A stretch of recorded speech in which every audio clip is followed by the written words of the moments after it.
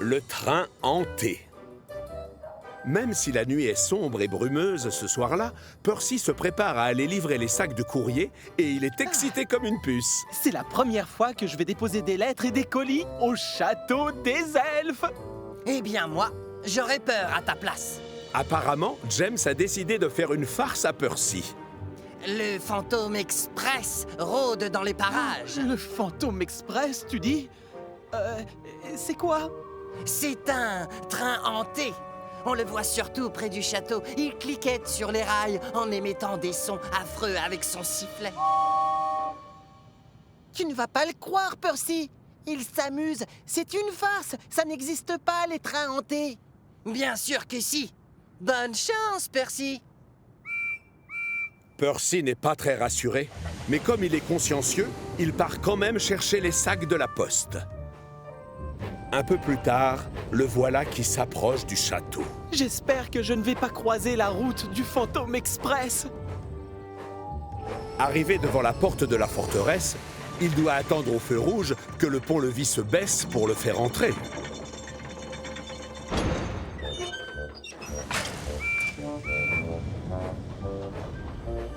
Pendant que son conducteur décharge les sacs de courrier, Percy ne peut pas s'empêcher de repenser à l'histoire de James.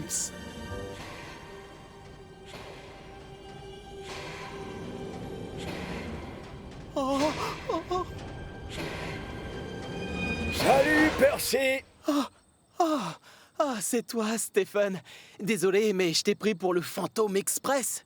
Le fantôme express? Et qu'est-ce que c'est que ça? C'est un train hanté. Il rôde près du château, cliquette sur les rails et fait des bruits lugubres avec son sifflet. Oh, ça n'existe pas, les trains hantés, Percy. Je n'ai rien vu par ici qui y ressemble. Pourtant, je connais bien le parc. Chouette, j'ai hâte de raconter ça à James. Tiens, quand on parle du loup, le voici justement qui vient livrer du charbon. Alors, ça y est, tu l'as vu, le fantôme express, ou toujours pas? C'est pas la peine, je n'y crois plus à ton histoire. Stephen m'a juré qu'il n'y avait pas de train hanté ici. Et c'est pas un menteur. James joue à celui qui est vexé. Non, désolé, mais il se trompe. Moi, je viens de le voir, le fantôme express, et il avait l'air bien réel. Il rôde dans le parc en ce moment même. Sans blague, et ses roues, elles cliquetaient? Oh, non, on ne te croit pas du tout. Ah, Oh. et c'était quoi ce bruit dans ce cas-là? Je vous parie, ma cheminée, que c'était celui émis par le sifflet lugubre du fantôme express. En réalité, c'est une chouette qui ulule. Mais Stephen, qui ne croit pourtant pas aux fantômes, commence à avoir des doutes. On n'a qu'à se retrouver plus tard, Percy, quand on aura terminé nos missions. Bonne idée, je suis d'accord.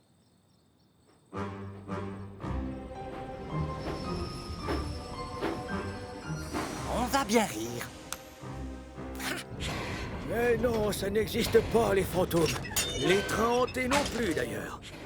Il n'y a pas de fantômes. Il n'y a pas de fantômes. Il n'y a pas de fantômes. James siffle aussi fort qu'il peut.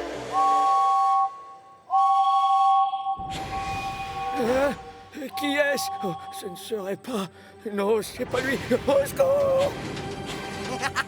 Je t'ai bien eu. Stephen est tellement affolé qu'il recule à toute vapeur jusqu'à l'entrée du château. Mais hélas, il ne peut pas voir que le pont-levis a été remonté. Son conducteur et le pompier sautent de la cabine. Ah, bravo, c'est malin. Ça ne va pas être facile de sortir de cette douve en pleine nuit. Je reconnais que j'ai un peu agi sans réfléchir.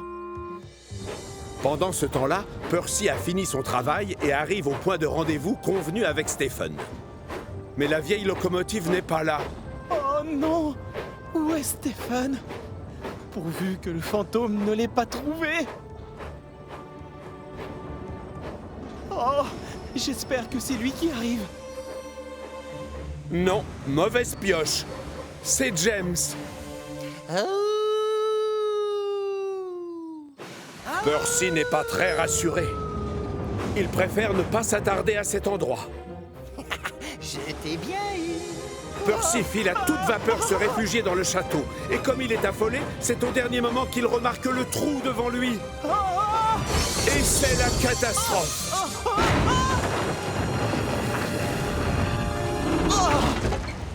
Coucou, Percy. Tu as trouvé le point de rendez-vous, bravo. Mais la plaisanterie a assez duré. Et James part avouer la vérité à ses amis. Percy! Stephen! Seulement, il y a tellement de brouillard qu'il voit à peine le bout de son nez. Et tandis qu'il longe les hauts murs du château sans autre compagnie que celle de la lune, James commence à frissonner. C'est le comble. Maintenant, c'est lui qui a peur. Finalement, peut-être qu'il existe vraiment ce fantôme express. Ah! Et peut-être qu'il s'est emparé de Percy et de Stephen. James a beau chercher ses deux amis partout, il ne les voit nulle part. Et maintenant, avec le pont-levis baissé, Percy et Stephen sont carrément cachés. J'ai l'impression qu'on va avoir de la compagnie. Vite, signalons notre présence en sifflant. Oh non! C'est le fantôme express. James est tellement affolé qu'il prend ses roues à son cou et quitte la propriété. Pendant ce temps-là, le gros contrôleur est à la laiterie pour expliquer à Thomas qu'il doit livrer du lait à la boulangerie. Au secours! C'est le fantôme express! James, pour l'amour du ciel, tu peux m'expliquer ce qui se passe? C'est Percy et Stephen. Ils ont disparu, monsieur. Le fantôme les a enlevés. Le gros contrôleur sait pertinemment que les fantômes n'existent pas. Mais il tient à découvrir où sont passés Percy et Stephen. D'accord, j'ai compris le message. On va se lancer dans une chasse aux fantômes. Alors que le gros contrôleur et James s'approchent du château, une symphonie de sifflets déchire le silence de la nuit, amplifiée par la profondeur des douves. C'est lui, monsieur! C'est le train fantôme! Ça? Non, ça n'a rien d'un fantôme, James. Relevez-moi ce pont-levis.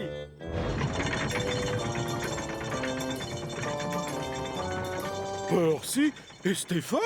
À quoi jouez-vous dans ces douves? Eh bien, on avait le fantôme à nos trousses. Moi, j'ai eu la chair de poule en entendant son sifflet. Et moi, je l'ai vu rouler vite et se cacher dans le brouillard. Non, c'est pas vrai. En fait, ce n'était pas le fantôme. Ah, c'était simplement moi. Je vous faisais une farce et tout. Et je suis désolé. Le gros contrôleur, qui n'apprécie pas la plaisanterie, est très en colère. On fait venir Rocky pour remettre les deux locomotives sur les rails et aucun moteur cassé n'est à déclarer. James, à cause de toi, nous avons pris beaucoup de retard. Tu vas donc livrer tous les sacs de courrier pendant 1 mois à la place de Percy.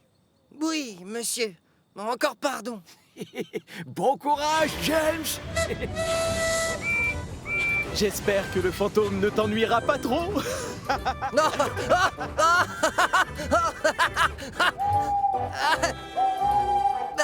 Oh, attendez-moi.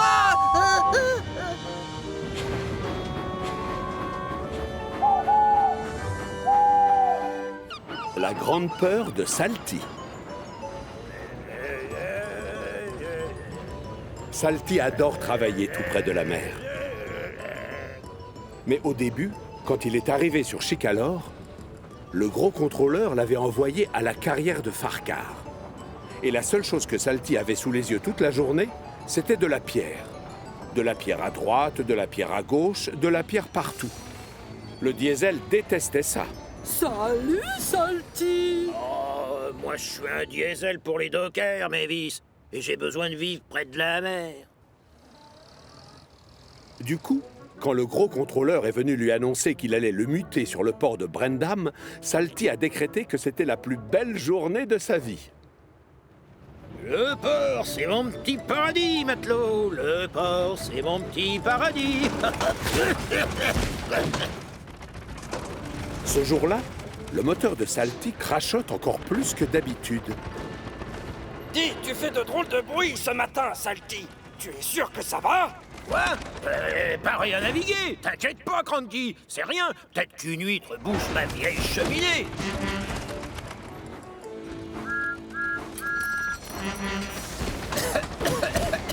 Si j'étais toi, j'irais à l'atelier de réparation des diesels. Non, pas question, Thomas. Oh, y a rien qui cloche chez moi. Ce bon air marin va guérir ma toux en 5 minutes. Oh, Thomas a raison. Tu devrais aller voir un mécanicien. Lui te dira ce qui provoque cette toux. Et prendre le risque de me retrouver dans cette affreuse carrière? Oh, non, merci. Salty refuse d'écouter les conseils de ses amis. Il ne mettra pas les roues à l'atelier de réparation des diesels. Quelques jours plus tard, une petite locomotive avec 3 dômes sur le capot fait son entrée sur le port. Tiens, salut, jeune matelot. Bonjour, mon nom c'est Porter. Oh, ravi de te rencontrer, Porter. Et moi, mon nom, c'est Salty. Je suis le diesel docker.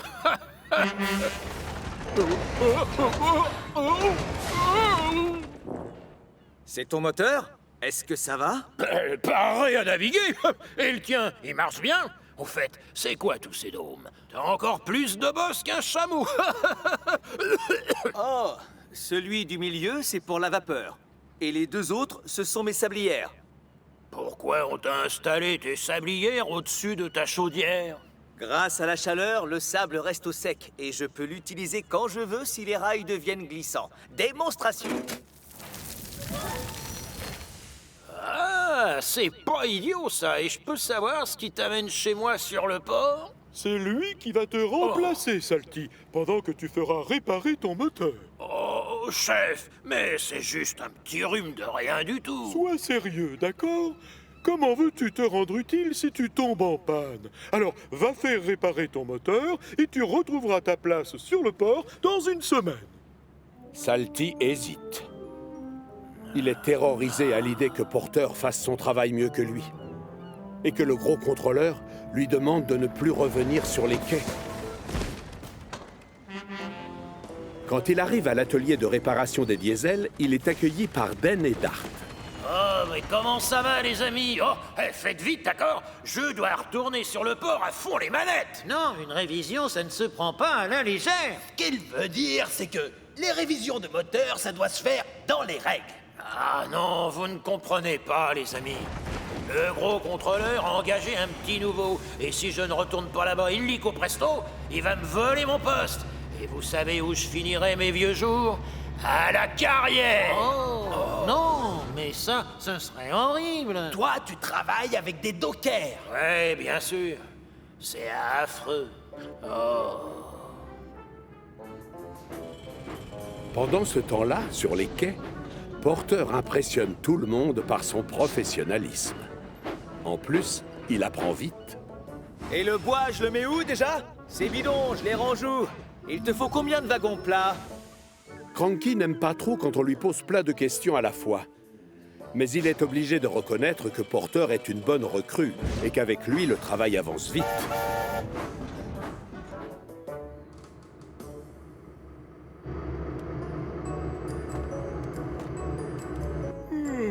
Ça y est, tu es réparé, Salty. Ce qui veut dire, c'est que ton moteur est comme neuf. Alors salut, je lève l'ancre. Il est l'heure de hisser la grand voile.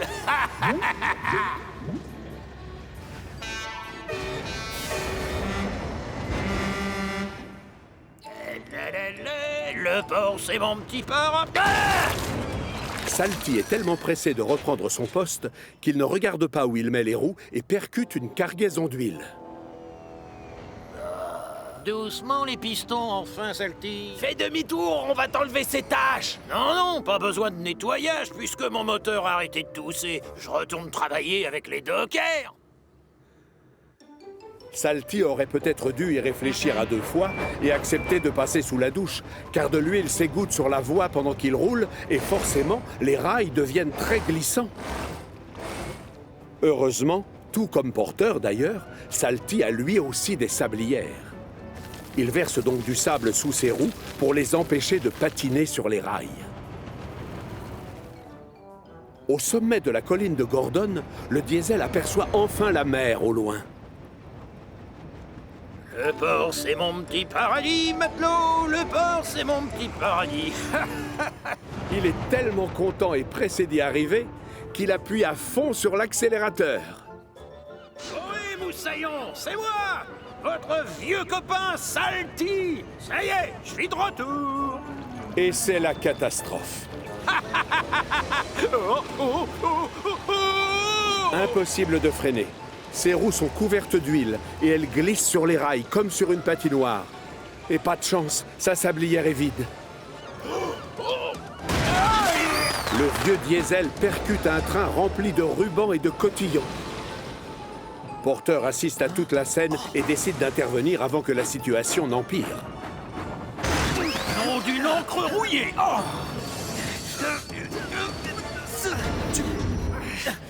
Ouah! Tu es mignon comme ça, dis donc. Oh, sans toi, je me serais pas arrêté, matelot. Oh, je me suis vraiment conduit comme un imbécile et je sais bien ce que le gros contrôleur va m'annoncer. Bravo! À cause de toi, les livraisons vont prendre du retard. Et je veux que tu ailles maintenant. Oui, capitaine, je sais où je vais. Comme punition, vous allez me muter à la carrière, très loin de mon océan adoré. Non, gros bêta, je n'ai pas l'intention de te muter. Oui, c'est vrai, tu as fait beaucoup de bêtises aujourd'hui. Mais tu restes une locomotive très utile et efficace. Alors c'est Porter que vous allez envoyer ailleurs, c'est ça? Ce n'est pas mon genre de jouer avec les postes de chacun. Toi et Porter, vous êtes faits pour travailler ensemble. Seulement, j'aimerais juste que tu ailles prendre une douche. Oh! Oui, chef, à vos ordres, capitaine. Et donc, pendant que Salty fait sa toilette, Porter en profite pour verser du sable sur les rails glissants afin d'éviter d'autres accidents. On n'est jamais trop prudent. Plus le temps passe, et plus Salty apprécie le petit nouveau. Mais ce qui compte le plus, c'est qu'il va pouvoir rester à l'endroit qu'il préfère le plus au monde. Devinez lequel est-ce? Le port, bien sûr. Le port, c'est mon petit paradis, matelot. Le port, c'est mon petit paradis. Une blague pas drôle. Charlie est un sacré rigolo, et à chaque fois qu'il croise quelqu'un, il ne peut pas s'empêcher de lui raconter une blague. Hé, Salty, pourquoi les pirates ont très mal au foie? Je sais pas, moi. Pourquoi les pirates sont fragiles du foie? Dis-moi. Ils ont les pires rates, en fait. Bravo, elle est bien bonne, celle-là. Sur l'île, tout le monde n'est pas fan des blagues de Charlie, mais parfois elles sont tellement drôles qu'on ne peut pas s'empêcher de rigoler.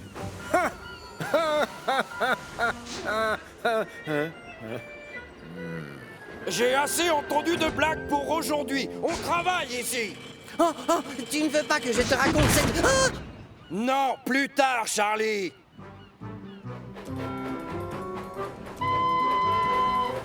Hé, Thomas, qu'est-ce qui est rose et gris et qui a 4 pattes? J'en ai aucune idée. Qu'est-ce qui est rose et gris et qui a 4 pattes? Un éléphant qui tire la langue, évidemment. Excellent! Oh, très drôle, Charlie! Oh, Percy, Charlie a une super devinette avec un éléphant. Oh, mais j'en connais plein d'autres. Qu'est-ce qui fait clamp, clamp, clamp, squish? Clamp, clamp, clamp, squish. J'en sais rien. Qu'est-ce qui fait ce bruit? Clamp, clamp, clamp, squish? Un éléphant avec une chaussure pleine d'eau.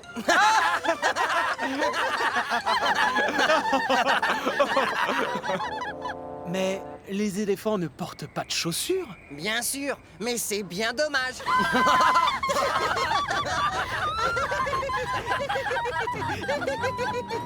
Ce jour-là, Charlie est en route pour aller chercher des wagons, quand tout à coup, il remarque quelque chose de tellement extraordinaire qu'il n'en croit pas ses yeux.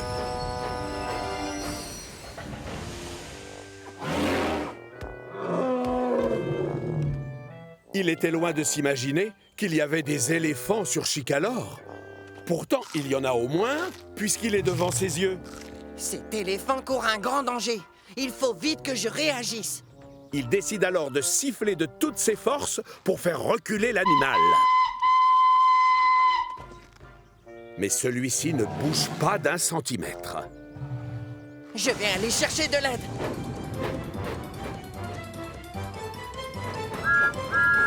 Thomas! Thomas, s'il te plaît, arrête! Qu'est-ce qu'il y a, Charlie? J'ai trouvé un éléphant près des voies, là-bas, derrière. Excuse-moi, mais je n'ai pas le temps de jouer, je suis pressé. Je ne sais pas toi, mais moi, je travaille. Non, c'est la vérité, il est juste après le virage. Plus tard, Charlie! L'attitude de Thomas étonne beaucoup la locomotive Violette. Un peu plus loin, il croise Percy qui s'en va faire une livraison. Percy, stop! Qu'est-ce qui t'arrive, Charlie? J'ai trouvé un éléphant près des voies. Oh non, pitié, je les adore, tes blagues. Mais si je m'arrête pour t'écouter, je vais être en retard. Mais Percy, reste s'il te plaît! Pas maintenant, Charlie. Percy refuse de croire à son histoire. Charlie en a les pistons qui tombent. Mais alors qu'il arrive au hangar, il est soulagé de voir Henry. Lui, au moins, il va l'aider. Henry! Ah, je suis content de te voir, mon grand. Qu'est-ce qui t'arrive, Charlie? J'ai vu un éléphant près de ma ligne. Ah, désolé, je n'ai pas le temps d'écouter une de tes devinettes. Ah bon, mais c'est la vérité! Pas maintenant, Charlie! Personne ne veut croire que la locomotive Violette a vraiment vu un éléphant. Alors qu'il retourne sur le port, Charlie se demande s'il n'a pas rêvé. Même lui commence à douter. Mais enfin, je l'ai vu, cet éléphant. C'est vrai. Ça a l'air impossible, mais... Wow! L'arbre a cassé le mur. Il a ouvert une brèche. C'est la clôture qui borde l'enclos des éléphants dans le zoo, évidemment. Tout s'éclaire maintenant. J'ai bien vu un éléphant. Il a dû s'échapper et personne n'a encore remarqué son absence.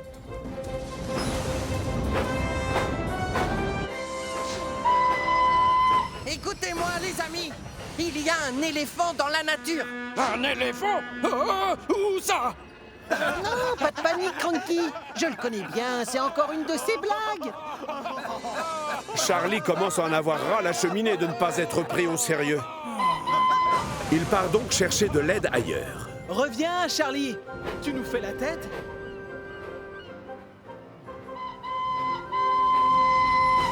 Harold, au secours! J'ai besoin d'aide, c'est très urgent. Dans ce cas, tu as sonné à la bonne porte. Je t'écoute. Des missions de secours ici, on en fait tous les jours. L'ennui, c'est que personne me prend au sérieux. Et pourtant, il y a bien un éléphant près des voies. Un vrai éléphant? Tu en es certain? Je te le dis, il a dû s'échapper de son enclos, j'ai trouvé une brèche. Tu as raison, Charlie. C'est bien une urgence et il faut intervenir.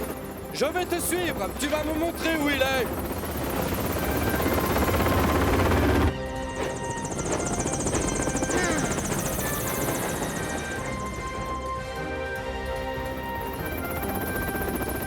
Harold a tout de suite envoyé un message radio au zoo pour les prévenir. Et quand il arrive avec Charlie près du mur effondré, les gardiens du zoo sont déjà au travail. Mais l'éléphant est introuvable. Harold prend de l'altitude pour avoir une meilleure vue, pendant que Charlie et le directeur du zoo se chargent des recherches au sol. Oh, j'ai peur. J'espère que l'éléphant ne s'est pas mis en danger tout seul. Ça y est, je crois que je l'ai trouvé. Tout droit à 100 mètres du port. Allez, suis-moi.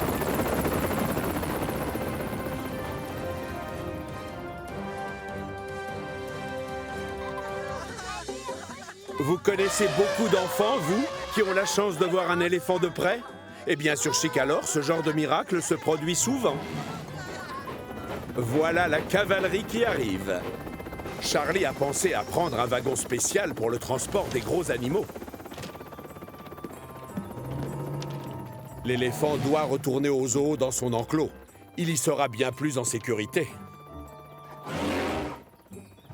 Le soigneur le guide gentiment pour le faire monter dans le wagon. C'est bon, Charlie. Il est dedans.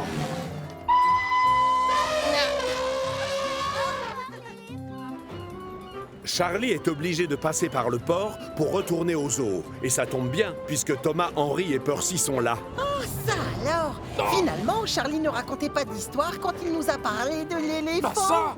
Oh non, pitié, arrêtez avec ces blagues sur les pachydermes!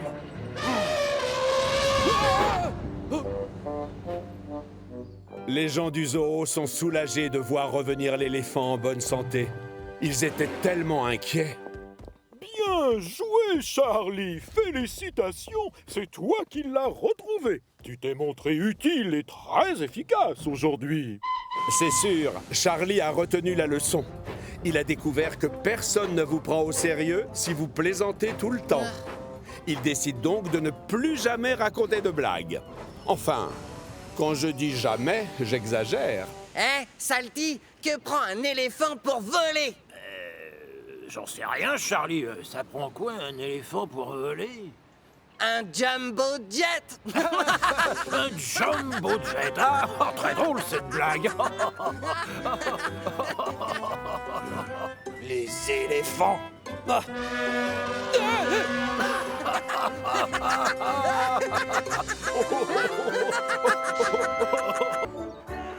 Gordon bloqué. C'est l'hiver sur Chicalor, et le travail est compliqué avec le froid. Heureusement, il est l'heure de rentrer pour Thomas et ses amis, et ils rêvent tous de faire un gros dodo au chaud. Mais quand ils arrivent devant les hangars, mauvaise surprise. La plaque tournante ne peut plus bouger à cause du gel. C'est vraiment pas de chance. La plaque tournante est bloquée devant 2 rails. Une seule locomotive va donc pouvoir passer la nuit au chaud dans son hangar. Oui, mais laquelle ? C'est moi qui devrais dormir à l'intérieur. Désolé, je ne suis pas comme vous, moi. Il vaut mieux que je passe la nuit au chaud. Moi non plus, je n'ai pas du tout envie de dormir dehors, Gordon. La neige et le gel risquent d'abîmer ma belle carrosserie et ça m'ennuie un peu. Oui, mais pensez à Percy. Il va aller livrer le courrier tard dans la nuit. Et en rentrant, il voudra se mettre au chaud. Ça m'est égal, Thomas. Je trouverai un endroit dans lequel dormir. Non, Percy, c'est toi qui dois dormir dans ce hangar. Et nous, on va tous aller se trouver un petit abri ailleurs. Alors dors tranquille. Finalement, toutes les locomotives sont d'accord pour laisser le hangar à leur ami Percy. Et les voilà donc partis à la recherche d'un autre abri pour la nuit. Un peu plus loin, elle croise Flynn, qui vient tout juste d'éteindre un incendie. Je peux savoir ce que vous faites dehors à cette heure de la nuit? Les rouages de notre plaque tournante ont gelé. Du coup, on doit trouver un autre endroit où passer la nuit. On a 2 hangars vides au centre de recherche et de secours. Si ça vous dit, on vous les prête. Non, merci, ce sera sans moi. Hors de question que je passe la nuit là-bas. J'ai les oreilles fragiles et le sommeil trop léger. L'alarme fait un boucan du diable et je vais sûrement mal dormir. C'est donc James et Emily qui sont choisis pour aller au centre de recherche et de secours. De leur côté, Thomas et les autres décident de passer voir chez Victor s'il ne pourrait pas les accueillir pour la nuit dans son atelier. En fait, mes chers amis, je vais seulement avoir de la place pour 2 locomotives, désolé. Pas question que je reste dormir ici. Ça va me porter la poisse. À chaque fois que je pense à cet atelier, je tombe en panne. Et vous me connaissez, quand je dors mal, le matin, je suis de mauvaise humeur. Oh, ça oui, on le sait. Mais n'empêche que tu ne peux pas passer la nuit dehors. Je te rappelle que la neige et le gel sont très mauvais pour les moteurs. Au fait, si je me souviens bien, il y a un hangar vide à la décharge. Je refuse d'aller dormir au milieu d'un tas de poubelles. Et puis quoi encore? Non, c'est hors de question. Thomas et Gordon abandonnent donc Henry et Edward qui ont décidé de dormir à l'atelier. Gordon est persuadé qu'il va trouver un meilleur abri pour passer la nuit.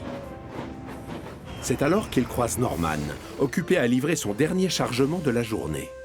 Bonsoir, Norman. Les rouages de notre plaque tournante ont tous gelé. Tu ne connaîtrais pas un endroit où on peut dormir? Oui, il y a de la place pour une locomotive à l'atelier des diesels. Prenez-la si ça vous intéresse. Moi, je refuse de mettre une roue chez les diesels, c'est sûr. Ça sent trop mauvais. Et je n'ai pas très envie de me tâcher, je viens de me laver. Tant pis pour Gordon. Thomas accepte volontiers l'offre de Norman et file chez les diesels. Du coup, Gordon se retrouve seul. Je suis sûr et certain qu'en cherchant bien, je peux trouver quelque chose de mieux qu'un box chez les diesels. Plus facile à dire qu'à faire.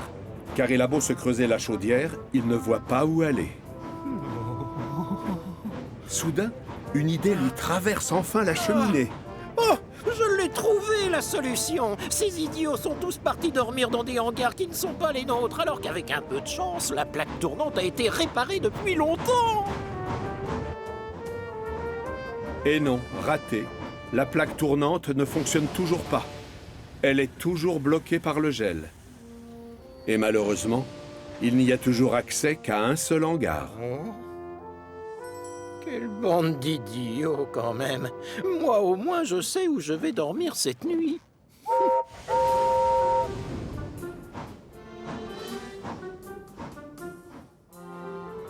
Tard dans la nuit, Percy revient à la gare de triage après avoir livré tous les sacs de courrier. Le pauvre n'a qu'une seule envie, c'est de se reposer. Hélas, le hangar est déjà occupé. Gordon! Hein? Oui, quoi? Je suis en train de dormir. Fais-moi de la place. Allez, pousse-toi. Je suis trop fatigué pour me chercher un autre hangar. Mais faudra bien pourtant. Tu vois bien que ce box est trop petit pour contenir 2 locomotives. Si tu veux passer la nuit au chaud, moi je te conseille d'aller voir Whiff. Il y a une place de libre dans sa décharge. Percy est loin d'être emballé par cette idée. Mais il est trop épuisé pour se disputer avec Gordon. Il part donc à la décharge pour prendre un repos bien mérité. De son côté, Gordon est absolument ravi d'avoir la gare de triage pour lui tout seul. Ça me donnerait presque envie de demander au gros contrôleur si je ne pourrais pas avoir un hangar rien que pour moi. C'est tellement plus tranquille ici sans les autres locomotives qui parlent tout le temps et qui m'ennuient avec leurs histoires sans importance. Hein? Malheureusement, pour le calme et la tranquillité, il faudra repasser. Les ouvriers continuent de réparer la plaque tournante et ils font beaucoup de bruit. Impossible de fermer l'œil dans ces conditions. Gordon est furieux. Le matin arrive sans qu'il ait pu se reposer. Et comme d'habitude, son conducteur s'active à préparer sa chaudière pour la journée de travail qui les attend. Hurrah! On a terminé. On peut être fiers de nous. Bonne nouvelle. La plaque tournante est à nouveau en état de marche. Enfin... J'ai parlé trop vite. Après avoir fait à peine un quart de tour, elle se bloque encore une fois à cause du gel. Stop! Arrête-toi, Gordon! Non, stop! Ne recule pas! Surpris, Gordon manque d'en avaler son sifflet. On ne plaisante pas avec les horaires quand on est en charge de l'Express. Oui, mais voilà, la plaque tournante est toujours bloquée. Personne n'arrive à la faire bouger. Du coup, Gordon reste coincé dans son hangar. Oh, quelle humiliation! Et les choses ne sont pas près de s'arranger. Le gros contrôleur arrive pour avoir des explications. Les passagers de l'Express sont allés se plaindre du retard. Dis, je peux savoir ce que tu fais là? Édouard m'a dit que c'était Percy qui devait dormir ici, à la gare de triage. Oh, je suis désolé, monsieur, mais moi aussi j'avais envie de dormir au chaud cette nuit. Percy n'a pas protesté d'ailleurs. C'est tout de même pas de ma faute s'il a encore gelé. Hein? Tiens, en voilà un qui a l'air d'avoir passé une bonne nuit. Salut! Comment ça va, tout le monde? Je sais ce que l'on va faire. Percy va s'atteler au wagon de James pour une journée. Et c'est James qui ira s'occuper de l'Express. Mais c'est moi qui suis en charge de l'Express. Je ne peux pas te confier ta mission habituelle puisque je te rappelle que tu es coincé dans ce hangar. Le gros contrôleur décide de rester à la gare de triage pour superviser les travaux de réparation. Gordon, lui, n'a pas d'autre choix que de prendre son mal en patience. Je donnerais n'importe quoi pour sortir d'ici et aller faire mon travail, comme la locomotive efficace que je suis vraiment. Après une nuit d'efforts, la plaque tournante est à nouveau en état de marche. Ça fonctionne! On peut être fiers de nous! Ouais. Gordon est ravi. Il peut enfin sortir de son hangar. Seulement le temps a passé et il fait déjà nuit. Les autres locomotives reviennent déjà de leur journée de travail. Gordon est terriblement déçu. C'est affreux, mais je n'ai pas pu me rendre utile de toute la journée et j'ai honte, sachez-le. Oh, mais si tu tiens à te racheter, mon cher Gordon, j'ai une proposition à te faire. Si tu veux, c'est toi qui t'occuperas des wagons de la poste ce soir. Oh non, ça c'est un travail pour une petite locomotive, pas pour moi, voyons. Faux, Gordon, la roue a tourné comme dit le dicton. Alors ce soir, c'est toi qui iras jouer les facteurs. Un point, c'est tout. Oh, quelle humiliation. Du calme, Kathleen. Regardez-moi ce beau coucher de soleil. Il annonce la fin d'une journée qui a été particulièrement chargée. À la petite gare du Château des Elfes, Kathleen vient chercher les derniers passagers avant de repartir sur le continent. Et c'est la catastrophe. Oh! Qu'est-ce qui se passe? Apparemment, une des chaînes attachées à un wagon s'est brisée. Or, Kathleen a un gros défaut. Elle n'est pas patiente pour un sou. Mais elle est bien obligée d'attendre. Longtemps. Jusqu'à ce que la chaîne soit enfin réparée et qu'on l'autorise à partir. Mais à ce moment-là, ça fait belle lurette que la nuit est tombée. Pour rattraper son retard, Kathleen appuie à fond sur l'accélérateur. Mais près du pont qui mène au continent, les ennuis recommencent. Oh non! C'est quoi cette fois? Écoute, désolé Kathleen, mais le pont des Vicaires est fermé. On doit faire de la maintenance. Tu vas devoir attendre jusqu'à demain matin. Je veux que tu ramènes tes passagers là-haut à la gare du château. Vous allez devoir tous passer la nuit sur Chicalor. Dans les wagons, les passagers ronchonnent en apprenant la nouvelle. Mais bizarrement, Kathleen, elle, est ravie d'avoir une occasion de passer un peu plus de temps sur l'île. Chef, c'est la première fois que je passe la nuit sur Chicalor. Je peux dormir à la gare de triage? Oui, enfin, ça devrait pouvoir se faire s'il reste de la place. Calme-toi, Kathleen. Je ne sais pas ce que les gens du continent ont l'habitude de faire à cette heure de la nuit, mais sache que sur l'île de Chicalor, nous, en tout cas, on dort. Pardon, monsieur. Bien, tu vas emmener tes passagers à la gare des Coquillages lentement et sans faire de bruit. Apprends à faire attention aux autres. Kathleen fait de gros efforts pour rester calme pendant que ses passagers descendent des wagons. Mais quand le chef de gare lui donne le signal de départ, elle est bien trop excitée pour se rappeler ce que le gros contrôleur lui a dit un peu plus tôt. Elle ne se souvient plus qu'il faut penser à tous ceux qui veulent dormir et ne pas faire de bruit. À la gare de triage, les locomotives sont en train de faire refroidir leur chaudière et de mettre leurs pistons au repos, quand soudain... Hey, bonsoir tout le monde! Waouh! Une plaque tournante, ça a l'air d'être super chouette! Youpi! Je confirme, ça l'est! Salut, Gordon! Tu es réveillé? Je le suis maintenant, grâce à toi. Qu'est-ce que tu fabriques ici? Le pont des Vicaires est fermé pour cause de maintenance. Le gros contrôleur a dit que je pouvais dormir chez vous. Je vois. Si tu tiens vraiment à passer la nuit ici, tu vas devoir te calmer un peu et faire moins de bruit. Essaie de refroidir complètement ton moteur et ensuite ferme les yeux comme moi. Oh, pas question! C'est tellement excitant! Toutes les voies sont dégagées et j'ai croisé personne en venant chez vous. Je pourrais rouler super vite! Quoi? Réveille-toi, Gordon!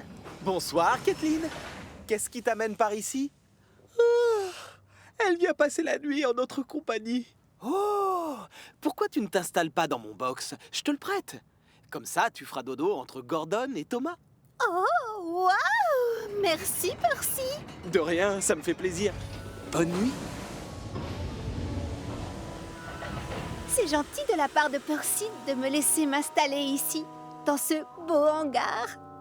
Une seconde, pendant que je dors là, il fait quoi, Percy? Oh, lui, il travaille pour la poste la nuit. Et comme ça, les gens lisent leurs lettres au petit déjeuner. Vraiment? Oh, ça a l'air passionnant. Avec de la chance, il te laissera peut-être distribuer le courrier à sa place. Oh, quelle bonne idée, Gordon!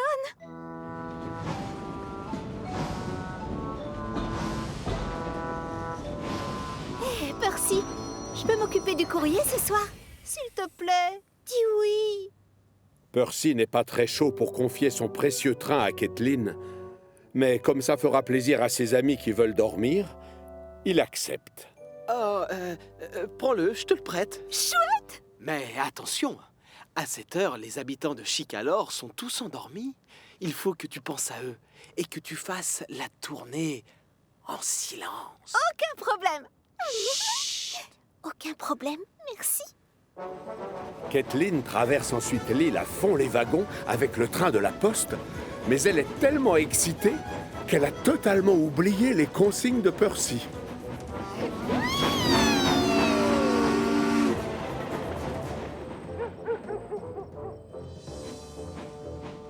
Percy! Hé, Percy! Calme-toi un peu, Kathleen. Désolée, pardon. Ça y est, j'ai distribué le courrier. C'est bon. C'était tellement génial! Tu ne peux pas t'arrêter de hurler parce que je craque. S'il te reste encore quelques litres d'essence, pourquoi tu ne t'occuperais pas du hareng volant? Les pêcheurs doivent livrer leurs poissons frais au marché. Oh, ça c'est une super idée, Henri. Mais attention, ici les gens dorment la nuit. Alors pense à eux en roulant. Reste calme et ne fais pas trop de bruit surtout. Peine perdue. Kathleen est toujours très excitée. C'est la première fois qu'elle fait une nuit blanche. Pas question de ralentir pour aller livrer les poissons au marché. D'ailleurs, Kathleen a déjà oublié ce qu'Henri lui a dit un peu plus tôt. Et quand elle arrive sur la côte et assiste au lever du soleil, elle a du mal à contenir sa joie. C'est le matin! Bonjour à tous! Mais quand Kathleen est de retour à la gare de triage, la fatigue commence à se faire sentir. Tiens, bonjour Kathleen! Oh, bonjour Thomas et bonjour à tous les autres. Kathleen est enfin prête à se reposer quand soudain le gros contrôleur arrive. Et ça risque de barder.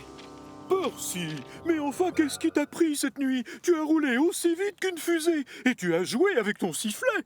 Et toi, Henri, je ne te félicite pas. Tu as fait peur aux animaux du zoo. Par votre faute, personne n'a réussi à fermer l'œil de toute la nuit.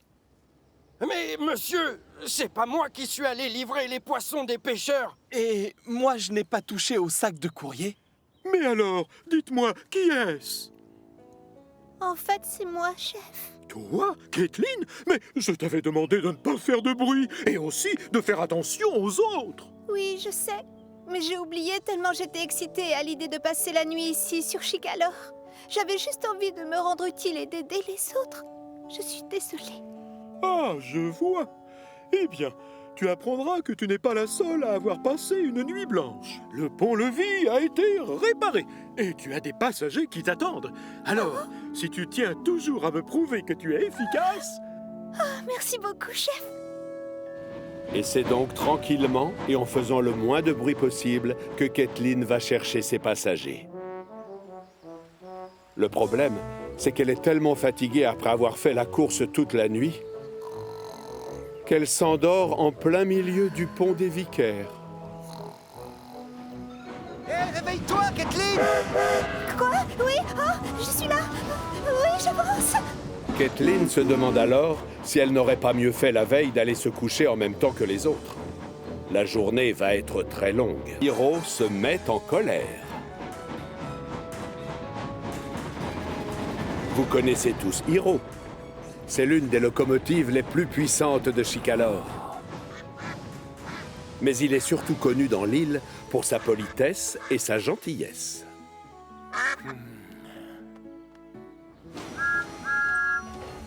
À toi l'honneur, Thomas. Tu as besoin d'une douche, ça se voit. Oh, merci, Hiro!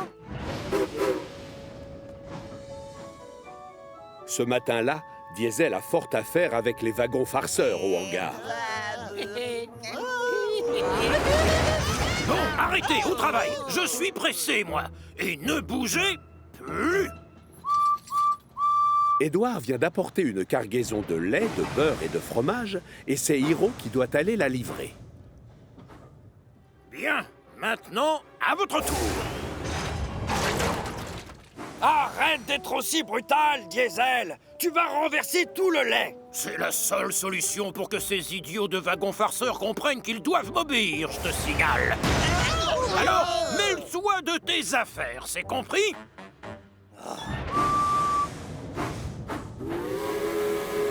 Une locomotive s'en va, mais une autre arrive.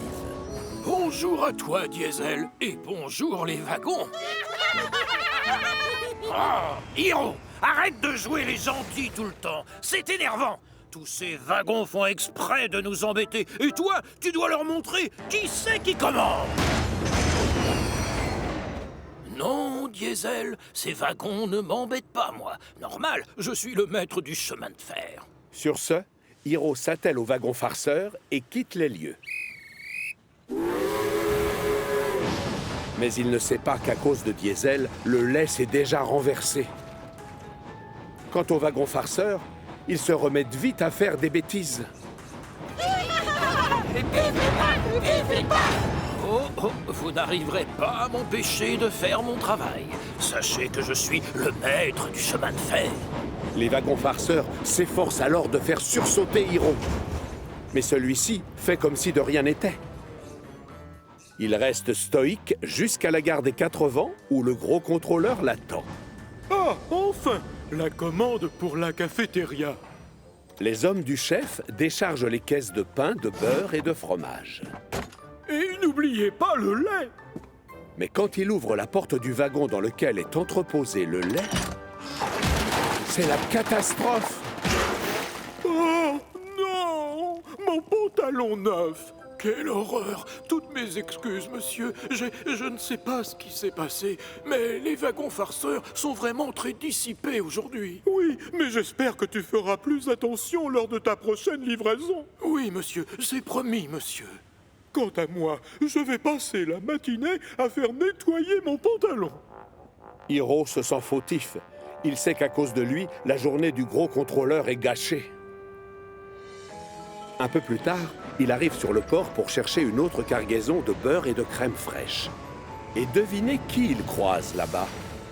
Pourquoi tu fais cette tête, Hiro? Oh, si tu savais. Quand je suis arrivé aux 4 vents avec les wagons farceurs ce matin, le pauvre gros contrôleur a ouvert la porte d'un wagon et plein de lait s'est renversé sur le pantalon qu'il venait de s'acheter. Je me sens tellement coupable. Tu vois, je t'avais pourtant dit de te méfier de ces wagons. Faut leur montrer que c'est toi qui commandes. Et moi, je les secouerai un peu. Non, Diesel, je déteste utiliser la manière forte et tu le sais bien. La seule solution, c'est de faire preuve de politesse et de douceur. Hiro s'attelle à nouveau au wagon farceur, sous le regard furieux de Diesel, qui est persuadé d'être le seul à savoir gérer les wagons farceurs. Il changera d'avis un de ces jours. Une idée terrible fuse alors dans son générateur. Sans prévenir la vieille locomotive qui ne se doute de rien à l'avant, Diesel s'installe en queue de convoi à la place du fourgon frein.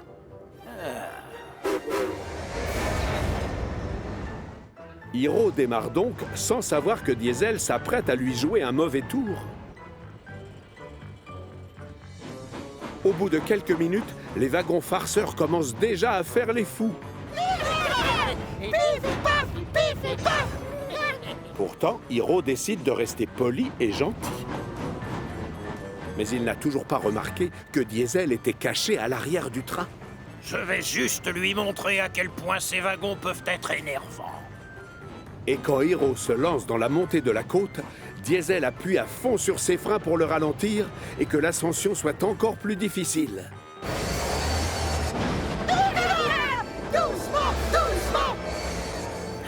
Si Hiro est vieux, il reste quand même très costaud. Mais Diesel ne se démonte pas pour autant. Et Hiro doit appuyer comme un forcené sur ses pistons pour arriver au sommet de la colline. Parvenu de l'autre côté, Diesel change de tactique et pousse le train à fond les wagons pour descendre plus vite. Les wagons farceurs, eux, s'amusent comme des petits fous. Ça alors? Mais qu'est-ce qui leur prend? Hiro ne se doutait pas que les wagons farceurs pouvaient causer autant de problèmes. pour autant, il ne rouspète pas. Reste poli et sois très gentil. Et souviens-toi, tu es le maître du chemin de fer. Son refus de gronder les wagons fait monter d'un cran la colère de Diesel. On se calme. D'accord, là j'arrête. Monsieur Gentil en a ras le sifflet. Je suis le maître du chemin de fer.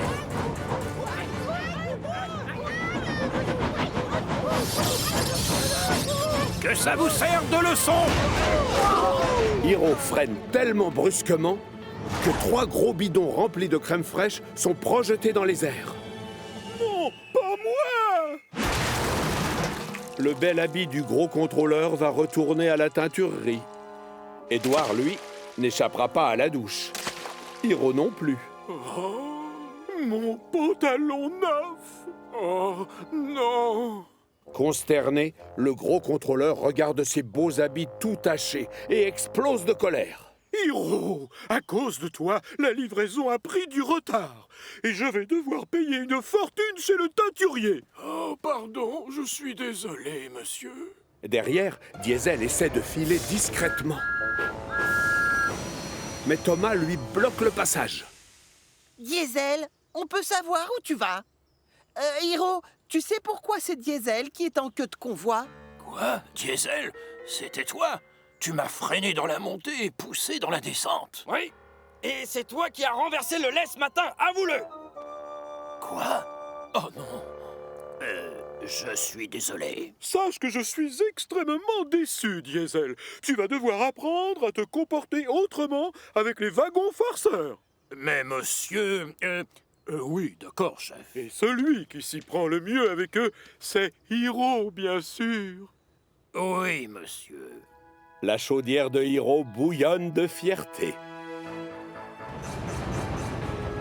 Comme la journée n'est pas finie, Hiro en profite pour donner un cours à Diesel et lui apprendre à être gentil. Là, ça va border. Non, tu arrêtes. Il faut que tu sois plus poli et gentil. De cette manière, tu deviendras comme moi le grand maître du chemin de fer. Gentil wagon, avancez s'il vous plaît.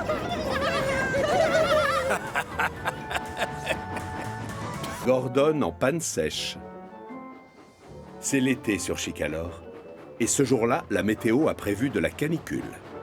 Thomas se rend à la gare des Quatre Vents en compagnie d'Annie et Clarabelle, ses wagons fétiches. Le gros contrôleur lui a confié pour mission de s'occuper du train local sur la ligne principale. Mais avant, il doit remplir son réservoir d'eau. Près du quai, Gordon, qui n'a pas l'air de bonne humeur, attend Percy qui doit lui amener ses wagons. Où sont passés mes wagons?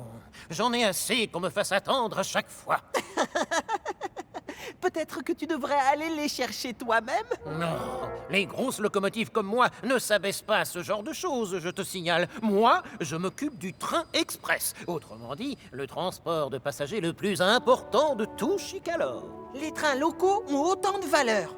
Personnellement, moi, je les trouve trop lents. Ils sont obligés de s'arrêter à toutes les gares, alors que l'express, lui, ne fait halte que dans les grandes gares de l'île. Ça change tout. Mais voilà Percy qui arrive enfin avec les wagons de Gordon.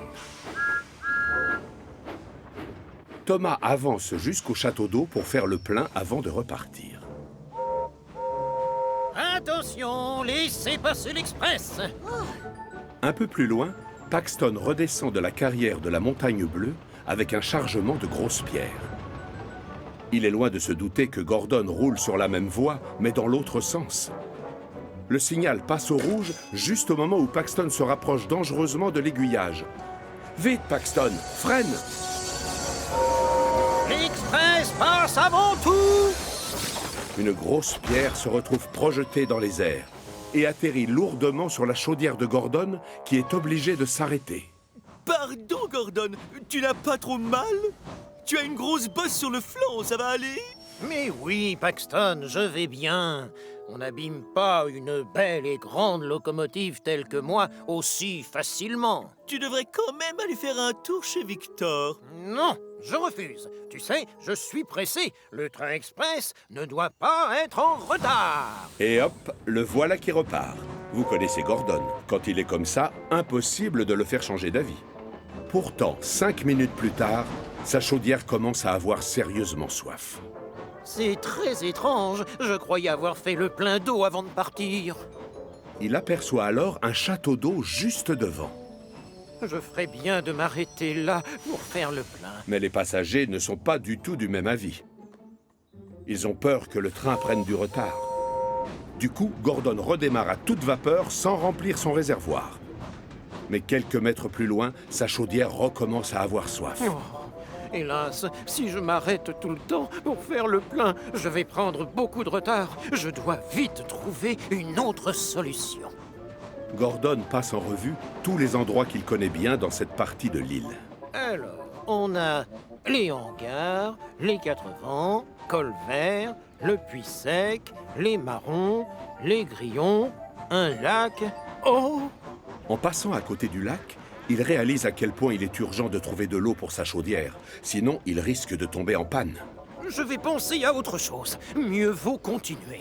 Ceci est le train express. Encore plus loin, Gordon longe cette fois un ruisseau. Et le clapotis de l'eau lui rappelle qu'il risque la panne sèche. Alors, il décide de siffler pour s'obliger à ne plus y penser. Mais quand il aperçoit un autre château d'eau sur le côté, il sait qu'il doit s'arrêter. Derrière, les passagers sont furieux. Ils croyaient avoir choisi un train rapide, pas un escargot. L'ennui, c'est que Gordon a vraiment besoin d'eau. Son réservoir est presque vide. Allez, reprenez vos places. Je vais rouler super vite, d'accord? Accrochez vos ceintures. Gordon arrive sans encombre à la gare du Puits Sec. Il se gare devant le quai pour que les passagers descendent ou montent dans les wagons. Tu as pris beaucoup de retard aujourd'hui, dis donc. Oh, je sais, mais je vais le rattraper tout à l'heure. Tu vas voir.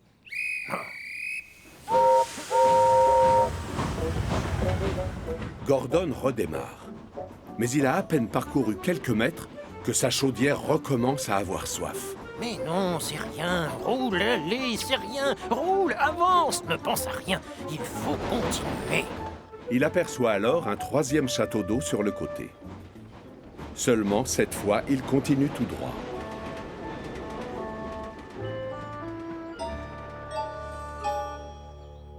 Le prochain train ne s'arrêtera pas en gare. Veuillez vous éloigner de la bordure du quai, s'il vous plaît. L'Express passe avant tout. Gordon puise dans ses réserves pour pouvoir avancer à la même vitesse. Allez, accélère, l'Express passe avant tout. Mais comme il n'a plus suffisamment d'eau pour produire de la vapeur et donc faire tourner son moteur, c'est la panne sèche et il est forcé de s'arrêter en pleine campagne. Au même moment, Thomas roule tranquillement en compagnie d'Annie et de Clarabelle quand il remarque des traces d'eau sur le sol. Alors là, je me demande bien d'où ça vient. Il s'aperçoit que Gordon et l'Express se sont arrêtés au milieu de nulle part. Quel est le problème, Gordon? Pourquoi tu t'arrêtes ici? Il n'y a pas de gare. Eh bien, je n'ai plus d'eau, je suis en panne. Ah, je me demande si ta chaudière n'aurait pas une fuite. J'ai vu qu'il y avait de l'eau sur la voie. Une fuite dans ma chaudière, c'est le genre de choses qui n'arrive jamais aux grandes locomotives comme moi. Salut Thomas! Salut Gordon! Tout à coup, Gordon se souvient de l'incident. Ah, la grosse pierre. Mais oui, bien sûr. D'ailleurs, on voit parfaitement le trou qu'elle a fait en tombant. Oh, quelle humiliation! J'aurais dû écouter tes conseils, Paxton. J'aurais dû demander à Victor de regarder ma carrosserie après avoir été cogné par la pierre. Eh bien, oui. Ne t'inquiète pas, Gordon. Je m'occupe de tes passagers. C'est vrai que je roule plus lentement que toi, mais moi, mon réservoir est plein. Si ça t'arrange, je peux te remorquer jusqu'à l'atelier de Victor. D'accord, je ne suis pas aussi rapide que toi, mais je suis super fort. Les passagers de Gordon s'installent donc dans Annie et Clarabelle. Ensuite, Paxton déplace les wagons vides et les met sur une voie de garage. Mais quand il essaie de pousser Gordon, celui-ci ne bouge pas d'un centimètre. Gordon, tu n'aurais pas serré ton frein à main? Peut-être bien. Dans ce cas, desserre-le, ça m'aiderait beaucoup. Comment veux-tu que je te pousse avec tes freins? Gordon est trop fier.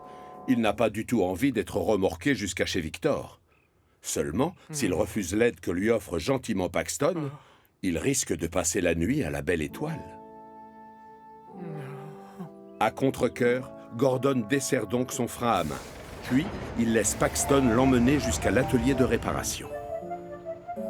Tous ceux qui voient passer le convoi sont très étonnés de voir Gordon rouler lentement sur la voie principale.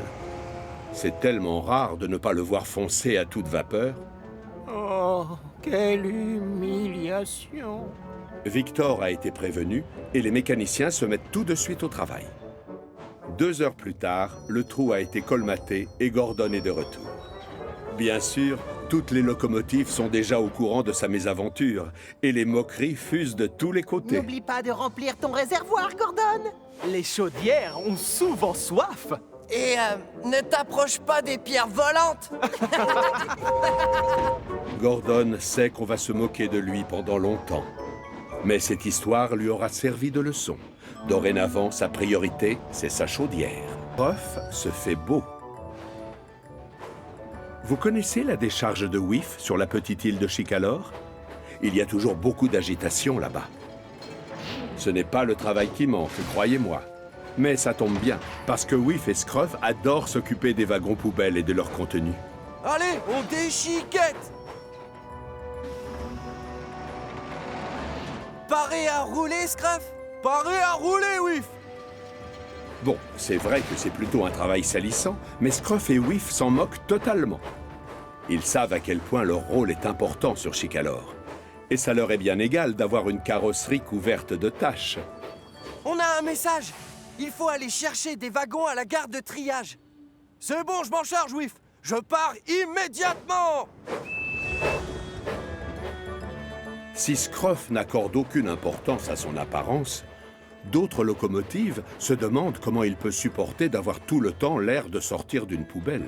Misère de misère, comment peut-on rouler dans cet état? Non, moi je déteste avoir plein de tâches. Mais si j'étais aussi sale que lui, je resterais dans mon hangar. Eh bien moi, ça me dérange pas. Et je me trouve très bien comme je suis. Allez, cap sur la décharge. On a du travail. Et vive les déchiqueteurs! À la gare des 4 Vents, Scruff aperçoit le gros contrôleur sur le quai et s'arrête pour lui faire un petit coucou. Tiens, bonjour, monsieur. Oh, misère! Scruff, ta jolie peinture verte s'écaille et tu es rouillé de partout.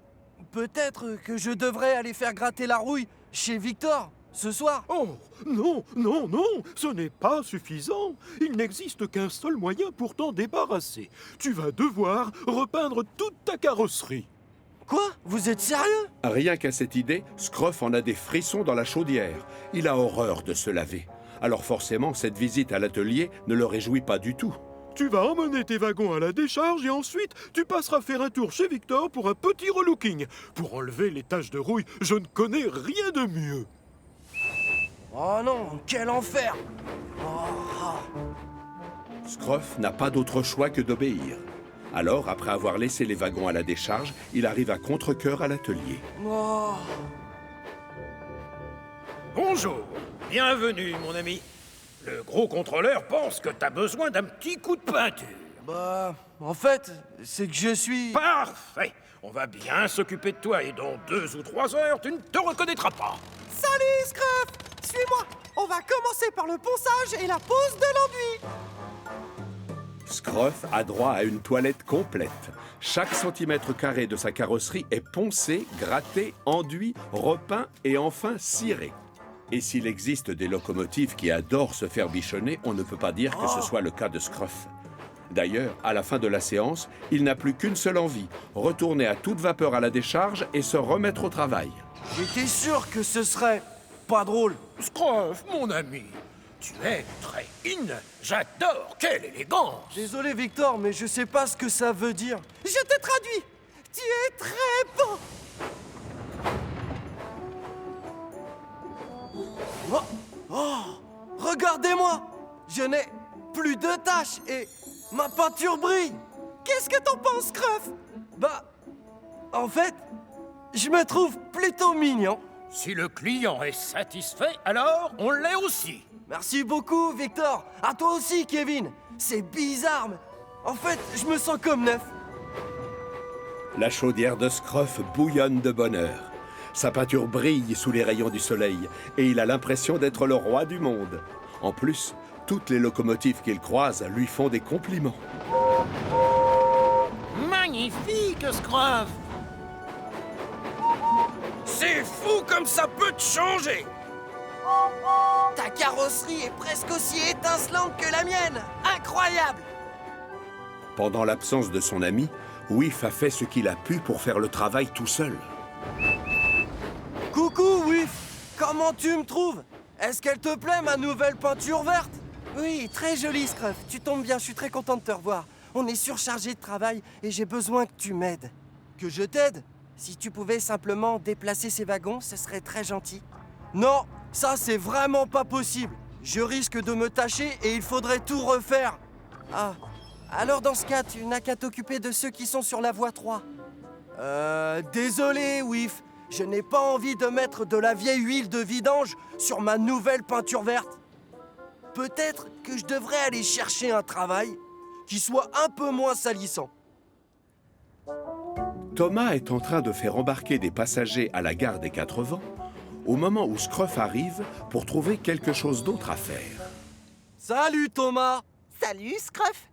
Tu es sacrément splendide aujourd'hui. Et j'entends bien le rester toute la journée. Alors, j'aimerais savoir si par hasard, ça t'ennuierait si je m'occupais d'Annie et Clarabelle aujourd'hui? Mais c'est mon travail, tu le sais bien. Toi aussi, tu as une tâche bien précise. À la décharge, pas vrai? Non, plus maintenant. Je vais salir ma belle carrosserie si je retourne travailler dans cet endroit poussiéreux, sale et malodorant. Tout l'après-midi, Scruff parcourt toute l'île à la recherche d'un nouveau travail. Bonjour, Percy. Salut, Scruff. Oh, je l'adore, ta nouvelle peinture. Merci. Tout à l'heure, je me demandais si j'aurais le droit de m'occuper du courrier aujourd'hui. Mais ça, c'est mon travail. Toi, tu t'occupes des poubelles, non? Si, c'est ça le problème. Chacun a déjà un rôle bien défini dans l'équipe. Et personne n'a envie d'échanger sa place avec celle de Scruff. Tu veux tirer mon train express? Non, franchement, c'est ridicule. Tu vois bien que tu es trop petit et trop lent pour tirer un train pareil. Et puis d'ailleurs, tu travailles déjà à la décharge. Mais je suis propre et ma carrosserie, elle est comme neuve. Oui, je veux bien reconnaître que tu as fière allure, mais si tu ne fais pas le travail qu'on t'a donné, tu ne seras plus jamais considéré comme utile et efficace par tous les autres. Et ça, pour Scruff, ce serait le pire de tous les déshonneurs. Au fond de lui, il sait très bien que Gordon a raison. Toutes les locomotives qui travaillent sur Chicalor ont à cœur de montrer que l'on peut toujours compter sur elles.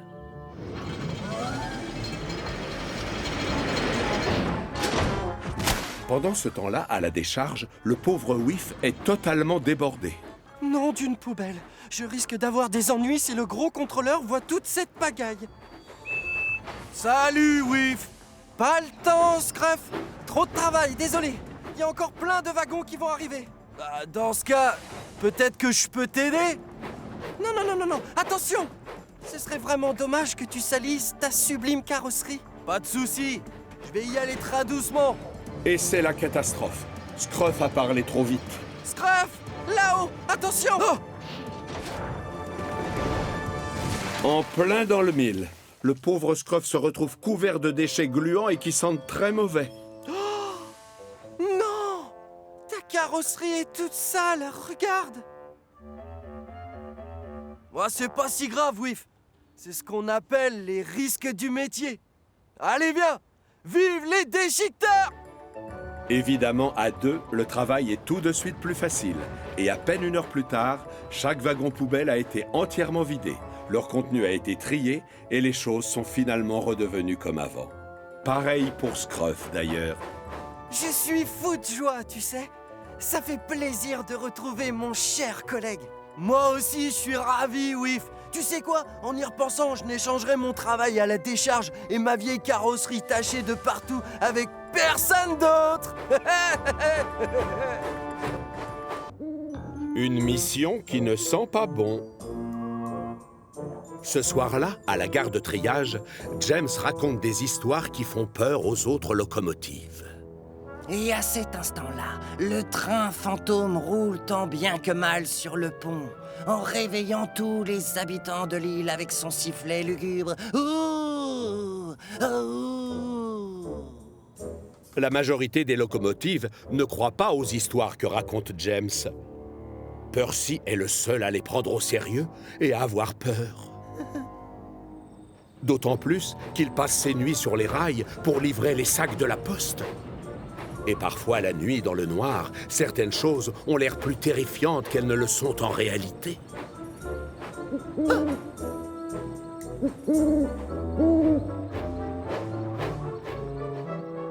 Et pile à ce moment-là, je l'ai vu. C'était le train fantôme.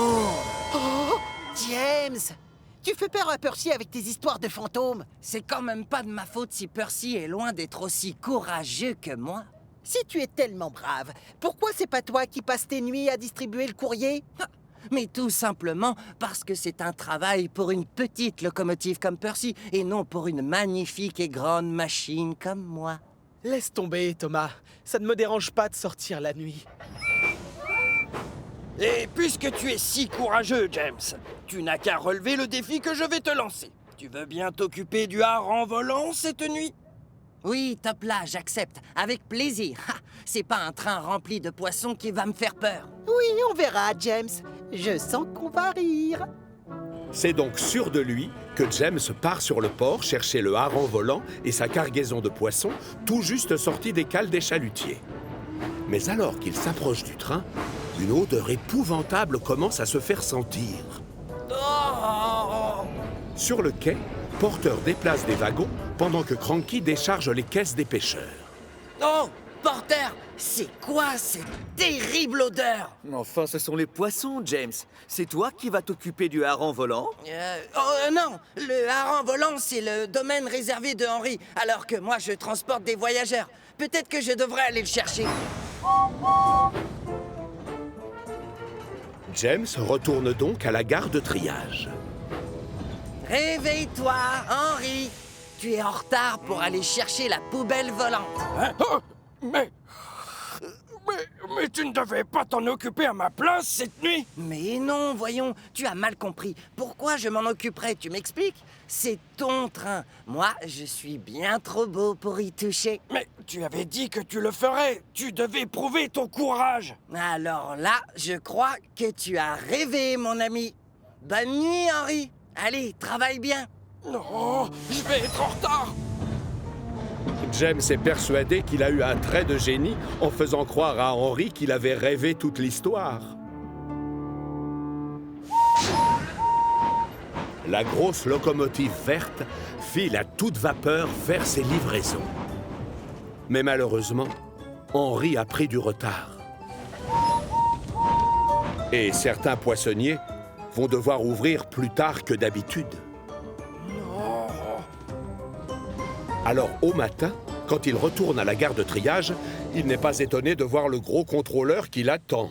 Je peux savoir ce qui t'est arrivé hier soir, Henry? Pourquoi les livraisons ont-elles eu autant de retard? Je suis désolé, chef. Je crois que je me suis endormi. J'ai rêvé que James proposait de prendre le hareng volant à ma place. Mais c'est la réalité, Henry. Je l'ai entendu t'en parler. Et il n'est pas le seul. James essaie de se faire tout petit dans son coin. C'est vrai, James? Vas-y, parle, je t'écoute. Est-ce ta faute si les poissons ont été livrés en retard? Désolé, monsieur. J'avais vraiment l'intention de m'occuper du hareng volant à sa place. Et d'ailleurs, je suis même allé sur le port. Mais voilà, sentait très mauvais. Hein? Mais enfin, évidemment que ça sent mauvais un poisson. Seulement, tu avais bien dit à Henri que tu allais t'occuper de son train. Oui, je sais, chef, mais j'ai cru que si je m'approchais de ces wagons, mes passagers risquaient de se plaindre ensuite si je sentais le poisson pas frais. Je ne veux pas le savoir. Donc ce soir, tu vas te charger des livraisons de poissons. Comme ça, tu tiendras la promesse que tu as faite à Henri. Oh, d'accord, monsieur. Évidemment, James est furieux. Toute la journée, il n'arrête pas de penser à ce qu'il va être obligé de faire la nuit suivante. Et quand vient le soir, alors qu'il arrive sur le port, l'odeur de poisson lui attaque les narines. Et ça ne lui plaît pas du tout. Coucou, James. Où sont tes wagons? Tu n'es pas venu chercher le hareng volant, dis-moi? Peut-être que si. James prend tout son temps et recule tout doucement vers les wagons farceurs. S'il vous plaît, faites attention. Oh, je ne veux pas qu'un seul poisson tombe sur moi. Les wagons farceurs le regardent prendre toutes ces précautions et ça les fait bien rire. James a peur de sentir mauvais. James a peur de sentir mauvais. Ah non, dites pas ça. Et d'ailleurs, c'est faux. James a peur de toucher au poisson. James a peur de toucher au poisson. James est tellement perturbé par ces moqueries qu'il ne fait pas attention à ce qui se passe autour de lui. Et c'est la catastrophe. Alors que Cranky décharge les caisses de poissons des chalutiers, James recule sans regarder où il met ses roues et percute la palette. Oh non! James! Le pauvre James a des poissons jusqu'aux yeux. Et ça, bien sûr, ça fait beaucoup rigoler les wagons farceurs. Porteurs aussi, d'ailleurs. Tu sais, normalement, on transporte les poissons à l'intérieur des wagons. La forte odeur de poisson se renforce avec les minutes qui passent. Du coup, James file à toute vapeur faire ses livraisons. Et quand vient le matin, à la gare de triage, les locomotives sont réveillées par un drôle de parfum très désagréable. Oh, c'est quoi cette odeur? Ça, c'est une odeur de poisson. Ça vient du box de James. C'est drôlement gentil. Il a rapporté un cadeau pour le gros contrôleur. Moi? N'importe quoi. James se remarque seulement maintenant le poisson allongé devant son nez et qui a dû atterrir là après le choc. Oh, c'est ça l'odeur. Oh. Bah, j'ai eu un petit accident hier soir. Pourtant, vu d'ici, ta belle carrosserie rouge a l'air intacte. C'est grâce à l'huile de poisson, ça, James. Reconnais que tu brilles encore plus que d'habitude. Tout le monde se tait. Le gros contrôleur arrive. Beau travail, James. Encore bravo. J'étais très content ce matin quand j'ai su que les caisses avaient été livrées à l'heure aux poissonniers. Et ce, malgré, comment dire, ton accident. Oh, James, d'où vient cette odeur? Tu vas me faire le plaisir d'aller te laver tout de suite, c'est compris? Bien, monsieur. Merci beaucoup. C'est avec le plus grand bonheur que je vous obéis, chef. James a prévenu. Il ne partira pas avant d'avoir été complètement récuré de haut en bas. Et ne comptez pas sur lui pour retourner sur le port. Depuis cette histoire, il fait une allergie aux poissons. L'Express du goûter des elfes. Parmi toutes les locomotives de Chicalor, Stephen est sûrement l'une des plus anciennes. C'est lui qui livre tout ce qu'il faut pour le château. Et c'est lui aussi qui se charge de faire les visites. Il n'a qu'un seul défaut, il est très lent. Bouge tes wagons, l'escargot! Ce matin-là, alors que Spencer a déposé le duc et la duchesse au château pour une petite visite privée, il voit le comte et ses propriétaires s'approcher de Stephen. Stephen, je viens te confier une mission importante. Chaque semaine, je veux que tu ailles chercher des brioches à la boulangerie et de la crème fraîche à la laiterie. Nous allons servir un goûter l'après-midi dans la plus belle salle du château. Oh oui, monsieur, on l'appellera l'Express du goûter des elfes. Ah, les visiteurs du château vont les attendre longtemps, leurs brioches, si c'est Stéphane qui fait les livraisons. Sache, pauvre ignorant, que dans ma jeunesse, on m'appelait la fusée, parce que j'étais super rapide. Ah, si tu te mesurais à un âne et une carriole, je veux bien. La vieille locomotive est très vexée. Toi, je vais te faire taire. Grâce à moi, l'Express du goûter des elfes sera le plus rapide de tout Chicalor.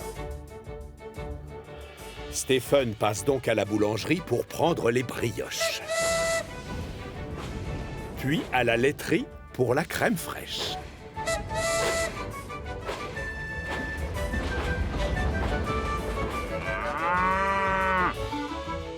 Et quand il emprunte le chemin du retour, Stephen est persuadé qu'il roule très vite. Laissez passer, l'Express du goûter des elfes est attendu! Hélas, Gordon, qui se trouve juste derrière, n'est pas tout à fait du même avis. Tu te traînes, l'escargot. Tu vois bien que l'Express aimerait passer, alors avance! Pourtant, je suis déjà au maximum, là. Je n'ai pas le temps d'attendre, alors je prends les commandes. La patience, c'est une qualité qui manque à Gordon. La preuve... Gordon, qu'est-ce que tu fabriques? Hey, doucement, je te rappelle que je suis plus tout jeune. Gordon fait celui qui n'a rien entendu et fait rouler Stephen à fond les wagons. Mais quand ils arrivent au croisement avant le château, Gordon ralentit pour que Stephen puisse changer de voie. Maintenant, tu sais ce que c'est qu'un express, collègue. Stephen est encore plus vexé. Quand Spencer voit revenir la vieille locomotive avec beaucoup d'avance, il n'en croit pas ses yeux. Bien joué, Stephen. Tu as fait très vite. Tu es vraiment fabuleux. Merci, l'Express. Ah, tu vois, Spencer, moi aussi, je suis un bolide. La fusée est de retour. Rayou! Ah! Les semaines suivantes, à chaque fois que Stephen doit aller chercher des brioches et de la crème fraîche, il demande à un ami de le pousser. La première fois, c'est Thomas. La deuxième fois, c'est James qui se porte volontaire. Et la suivante, c'est au tour d'Emily. L'avantage, c'est que les brioches et la crème fraîche sont toujours livrées à temps pour le goûter. Du coup, la fusée a beaucoup de succès.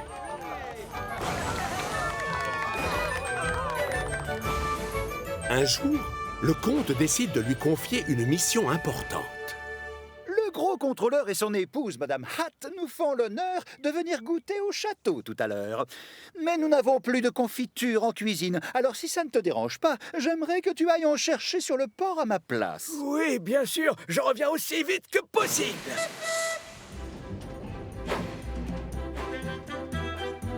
Stephen appuie à fond sur l'accélérateur. Et sur les quais, il se dépêche de s'atteler au wagon. Les tonneaux remplis de confiture ont déjà été chargés et il y en a pour tous les goûts, fraises, framboises et même abricots. Le souci, c'est que sur le chemin du retour, impossible de trouver une locomotive pour le pousser. Oh non! D'habitude, c'est ici que je croise Gordon. Ces derniers temps, c'est à cet endroit précis que je voyais Thomas. Je fais comment maintenant? Il reste encore beaucoup de chemin à parcourir. Et tout seul, Stephen risque de mettre du temps pour rentrer.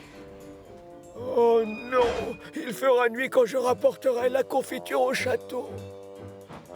Pas sûr. Voilà de la compagnie. Tiens, qu'est-ce que tu fais là? Je croyais qu'on te surnommait la fusée. Le gros contrôleur et Madame Hatt doivent sûrement être déjà au château pour le goûter. C'est alors que Stephen a une idée. Peut-être que si tu me poussais, j'irais beaucoup plus vite. Oh, moi, je suis bien trop occupé pour promener un vieux tas de planches moisies tel que toi. C'est vrai, Stéphane n'est plus tout jeune. Mais c'est un avantage, car avec le temps, il est devenu sage et il sait comment provoquer les petits jeunes. Oh, ne t'en fais pas, Spencer. Je ne te crois pas capable de me faire rouler vite de toute façon. Évidemment, Spencer est piqué au vif. Je vais te montrer ce que c'est de rouler vite. Spencer vient donc se placer juste derrière Stéphane. Tu ne l'auras pas usurpé ton surnom, parce que l'Express du goûter va battre son record de vitesse. Spencer appuie sur l'accélérateur et roule encore plus vite qu'Emily et que Thomas. Même Gordon n'est pas allé aussi vite. Allez, encore! Vas-y, accélère! Avec Spencer, la côte du château est gravie en quelques secondes. Merci beaucoup, Spencer. Mais dès que la locomotive argentée le lâche, Stephen s'aperçoit qu'il a un problème. Oh, non, non! On va trop vite! Jules, freine! Jules, le conducteur, tire au maximum la manette de frein. Mais trop tard. Stephen va s'écraser contre le butoir. Le choc projette dans les airs le tonneau de confiture de fraises, celui de framboise et même celui d'abricot. Et devinez où ils vont atterrir?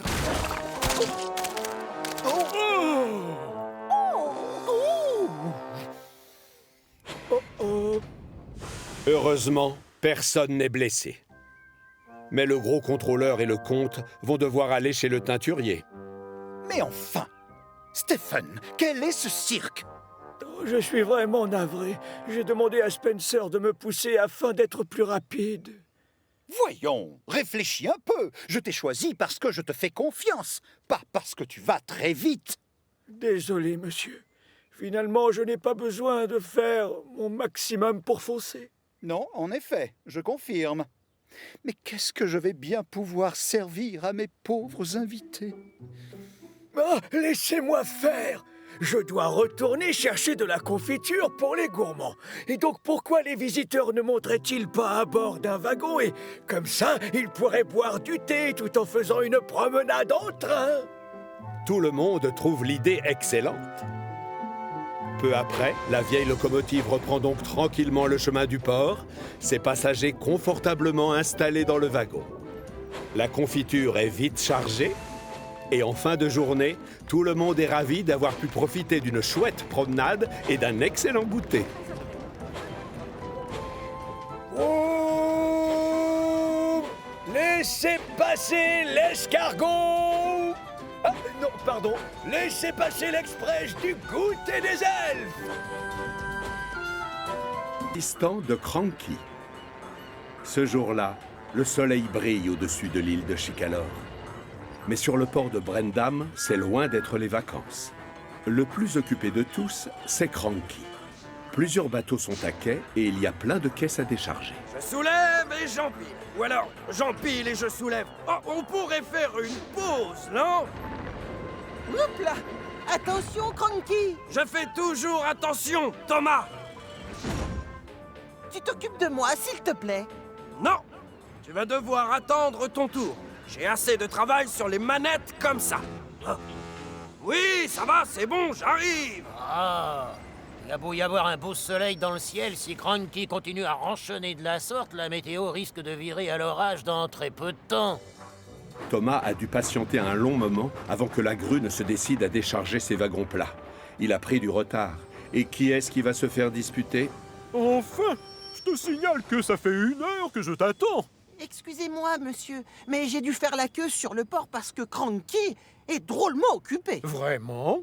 Je ferais peut-être bien d'aller voir, ça ne peut pas durer comme ça. Oh, misère. Le gros contrôleur ne s'attendait certainement pas à voir un tel chaos sur les quais. Allez, plus vite, Cranky! Cranky! Oui? Regarde-moi toute cette pagaille.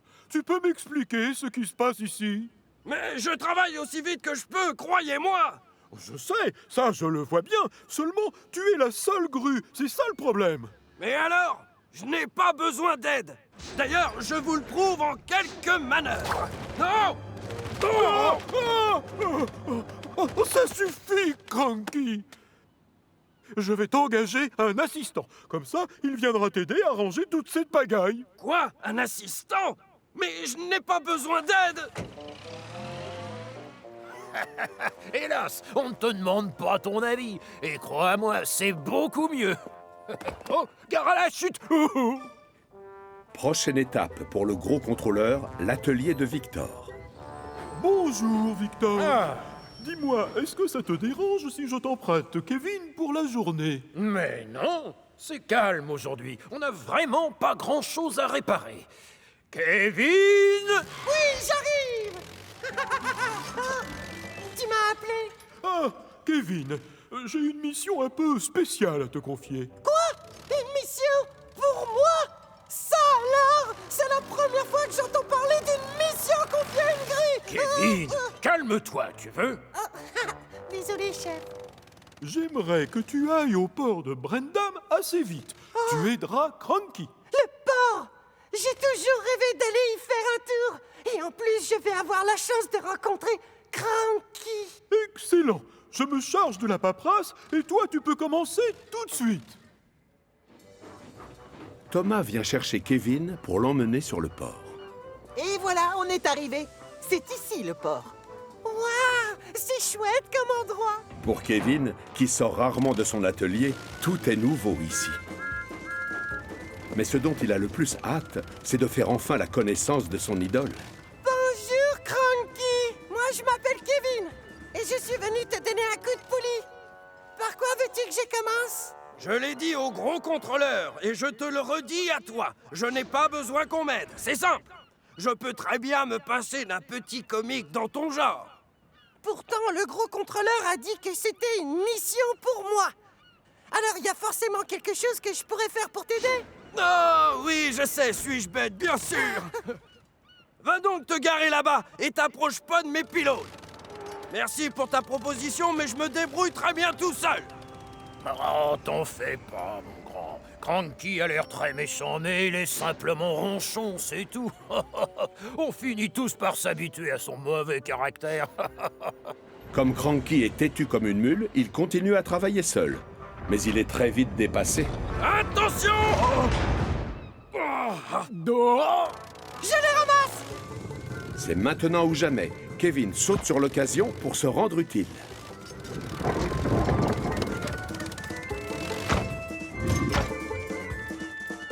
Voilà, ils sont tous là, Cranky. Et maintenant? Cranky devrait lui être reconnaissant, mais au lieu de ça, il est furieux. Si c'est arrivé, c'est par ta faute, bougre de microbe imbécile! Tu épies le moindre de mes gestes. Forcément, ça me rend nerveux. Alors, va te garer là-bas et arrête de te mêler de mes affaires. Ah, je suis capable de me débrouiller sans toi. Oh! Ça alors, par tous les pistons, ça en fait des poulets. Les petites bêtes sont ravies de pouvoir se dégourdir les pattes et filent dans tous les sens. Et encore une fois, Kevin profite de l'occasion pour aider son idole. Ne t'inquiète pas, Cranky. Je contrôle la situation. Sans perdre une seconde, il rassemble les poulets devant la cage comme le ferait un chien de berger avec des moutons. Bien joué, jeune Kevin. Tu es une excellente recrue. Ce n'est pas la vie de tout le monde. Je t'avais pourtant dit de ne pas venir me déranger. Tu n'arrêtes pas de rouler dans tous les sens. À cause de toi, j'ai le tournis. Mais... Il n'y a pas de mais. Va vite te garer là-bas et arrête de fourrer ton crochet dans les affaires des autres. Tu seras gentil. Salut, Kevin. Alors, comment se passe ta journée sur le port? Bah, pas aussi bien que je l'espérais.